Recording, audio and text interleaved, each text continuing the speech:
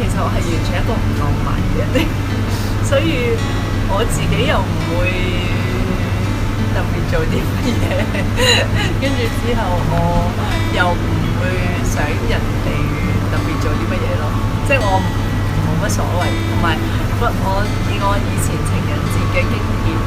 嚟講，如果你期望越大嘅話，失望就越大，所以我會寧願唔好諗咁多，即係都係好似平時咁樣過好開心。即係我覺得情人節，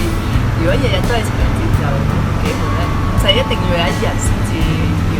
celebrate。我諗 Thomas 永遠都好 honest 啦，即係都係好唔講明嘅嘢。即係我想人哋即係發生啲咩事都好，都有啲咩就講。我諗呢樣嘢 honesty 其實係唔係咁容易做到嘅，喺啲 relationship 上面，即係好多時就算冇乜嘢都可能會講個大話或者自己啲嘢，咁我就唔想咁樣。如果可以 promise 到樣嘢都100% honest 嘅話，我覺得呢個都幾難得。